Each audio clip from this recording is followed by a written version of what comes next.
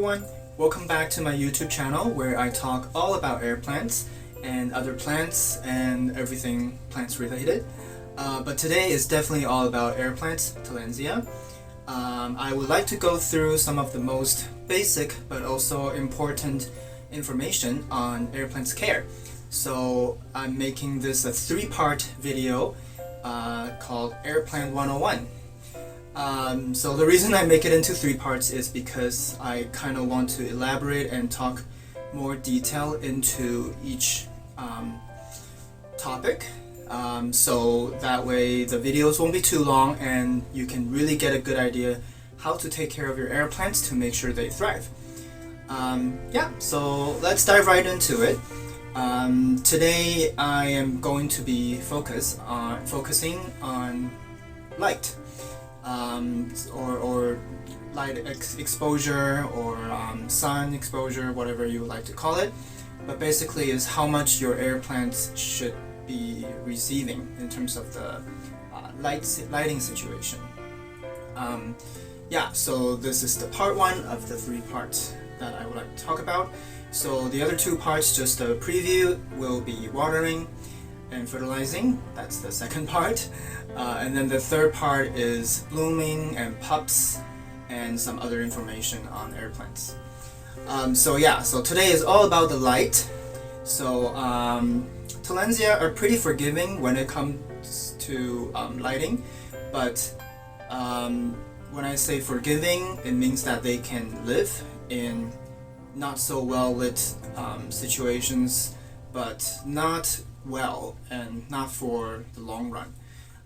So for example, if you leave it at a very dark place without windows and just artificial lights, and I'm not talking about grow lights, like just lamp and things like that, it will not do well after a while and it might die eventually. So for beginners, I definitely recommend you to think about where you're gonna put your air plants for them to receive adequate lighting. Okay, so most of the air plants enjoy indirect bright light. So what does that mean? You might wonder, because sometimes you see all these Instagram posts or books or even some articles that talk about lighting situation, but you might not be fully understanding how much light that is. So I will kind of dive into it a little bit more. So indirect bright light is basically like a spot of the room where you have windows and the sun is not directly coming in onto the plant, but the reflection of buildings and surfaces and everything like that comes into the room and give an indirect lighting that's bright enough for a lot of plants to live well. So that's kind of what you want. And for air plants, a lot of house plants can also survive and grow well with this kind of lighting. So to dive a little bit deeper into it, you can use light meters to kind of get an idea how much light you have. So my friend Darryl on Houseplant Journal has extensive research and information on these light meters and how to what kind of reading is best for what kind of plants. So if you have more question about lighting situation, definitely go there to check it out and learn more about it. I'll leave a link in the description. But basically you want about 300 to 500 foot candles reading on the light meter to make sure they have pretty good indirect bright light. So some air plants can take some sun, which usually direct sun, especially if it's during the day, it's like 3,000 to 5,000 of light foot candles on the meter. But most air plants don't need that to survive, and some of them can actually burn with this kind of lighting. So morning sun is good. So if you live at a western window, if your window is west facing, this might be good because it will give you some nice morning sun. For me, I live at a northwest exposure window. So I mean, all my plants are located at a northwest facing window, and they get pretty good indirect bright light throughout the day, and also some sunset sun, which is nice. So I think that's most of my plants pretty good lighting, and they seem to be doing well. Although I do have parts of my room that doesn't have enough lighting. For example, some of the shelves and some of the darker corners, even in this room, for example, right there. So I use grow light to help them to grow a little bit better. And yeah, so those grow lights, some of them, if it's the full spectrum lights, so the yellow and the white types, they give me pretty good reading at about 2000 or at least 1500, some of them even higher. So yeah, it's mimicking a good direct sun exposure almost.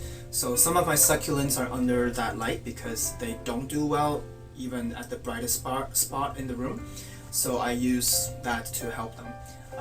But most of my air plants are over there. I'll show on the camera in a bit to let you guys know. But yeah, so some of the white and red ones, the purple kind of grow lights, they are okay too, but they definitely give less of a foot candles reading. So it's basically mimicking a bright and direct light situation rather than direct sun. So basically, yeah, you want to have them receiving enough light during the day, and then at nighttime, of course, they should get a rest because too much light is not good either. All plants need some rest from lighting. Yeah, so at nighttime, let the plants rest and give them a dark room. So my grow lights run for about 9 to 12 hours, depending on the section. But I find that to be sufficient for them to grow well. Now, one thing I would like to mention is that when you have plants that are coming in bloom, so when you notice that it's starting to bloom, it's a good idea to give them more light. So what I do is when I see them starting to bloom, then I put them under the grow light to give them almost like a boost. Yeah, so that way they bloom really beautifully. Some of them bloom more times in one blooming cycle, of course. But they have 2 blooms or 3 instead of just 1, and also the flowers comes all the way out instead of kind of like hidden in the middle. And the blooms also last longer. Yeah, so I think that's one little trick or tip that you might like to know if you see that your air plants are blooming. Yeah, so I think that's pretty much it for lighting situation when it comes to Tillandsia air plants. One thing you might also want to know is the green leaf air plants, so the green Tillandsia, they can't take as much light as the white types in general. So a few examples of white Tillandsia would be like the Tillandsia xerographica. So this is a big one over here, and of course also the Tillandsia Spanish moss. Yeah, so this type of kind of white appearance, they have more trichomes or hairs on their leaves, so they can deflect the sun a little bit better and almost act as like sunscreens for the leaves. So they can take a little bit more sun and light exposure, where compared to something like this, where you can see the leaves are mostly green. So these air plants, they might like just bright indirect light instead of too much sun. Most of them can take a little bit of sun too, but again, just not something like mid-afternoon or like even noon. That kind of sun is too strong for a lot of air plants. Another thing you might want to think about is how thick the leaves are. So some of the air plants have very thin leaves, wispy leaves, kind of like I have a very small one here. Yeah, so something like this. And also when it's very small, you probably don't want to give it too much light. Yeah, so the thin leaves, they can burn much easier than something with thicker leaves like these ones. The leaves are kind of stiff. So yeah, so kind of most of them generally take bright indirect light well, but if you want to be a little bit more, even a little bit more detailed, then you can put all the green and thin Tillandsia at a brighter spot that doesn't get direct sun, and some of the more white, thicker type of Tillandsia at a brighter spot that gets some sun. Yeah, but having a light meter definitely will help you to get a better idea of how much light you're getting at certain sections of your room. One more thing I do is to have a pretty good indirect bright light situation. When you look out the window from the spot, you should almost feel like you need to squint, but not yet. So that's kind of how I judge it before I got into the light meter readings. But yeah, so definitely wanted to be at a more window open area, so you don't want, again, like a basement room that has no light whatsoever, only artificial lighting. But if you do grow at areas like that, you can use pure grow light setups, and that can also be okay for most plants. But if you use grow lights only, then make sure you also have good airflow in the room. So again, a nice fan will help them to circulate the air and make the area more plant friendly. But in terms of air circulation and watering and fertilizing, all that I'll be talking about in the next episode. So hopefully this episode was helpful for you to know how much light your air plant should be getting, and to kind of have a better idea how much light your window or growing area is giving you. But yeah, as usual, if you have more questions, feel free to leave comments down below, or you can find me on Instagram, Facebook, and my email is also in the description here. So yeah, let me know if you have any questions and suggestions on future videos. But thank you for tuning in, and have a nice day. I'll see you in the next one. Happy growing. Bye. So here's a pretty good look at all my grow light setup, and also my other sections of the room, how much natural light they're getting. Let's start from these purple hue, kind of blue and red grow light that you see a lot. So these are pretty good for most of my air plants. They get about 500 to 600 foot candle reading, which is pretty much indirect bright light kind of area.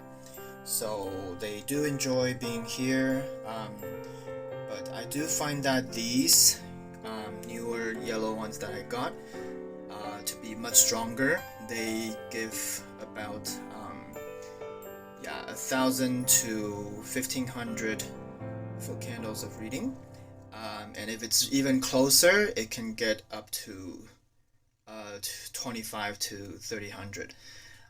So as you can see, this is what I was mentioning earlier too with blooming air plants. I like to put it under these grow lights to kind of give them a boost. So this Aonantha is blooming really beautifully right now. So I have another area with this light over here. This section also gets some nice indirect light from the windows, so it's good. So these guys over here, this tray also gets some pretty good indirect light, but I would say this is one of the more darker areas. At about depending on the time of day, but they get about only 250 to maybe 300 or maybe 400 foot candle reading. So these are some of my houseplants and succulents. I have my Haworthia here because they don't need a lot of light, but bright light is still good for their growth. And then we have my main shelf of Tillandsia right here. So it's kind of messy right now because we are expecting some new shipment next week. But so with these, with this corner, they get about 400 to 500 depending on the time of day. So again, pretty good indirect bright light here. And then we go to this section. I'll have those white yellow traps to get the annoying gnat. So right here I have another pretty big grow light setup. So this one is for most of my succulents that is more demanding. So this area gets about 2000 to 2500 foot candle reading on the light meter. Yeah, so definitely one of the brighter spot of the room, and I run these grow lights for at least 9 to 12 hours a day. So yeah, they seem to be pretty happy. This bear paw is even flowering. Sorry, the focus doesn't seem to be very good with this camera app, so hopefully you guys can see most of the things I wanted to show you. But yeah, so that's a good look at what my growing area looks like. So as you can see, it's pretty bright window and it's northwest facing. So I do get pretty good indirect bright light overall.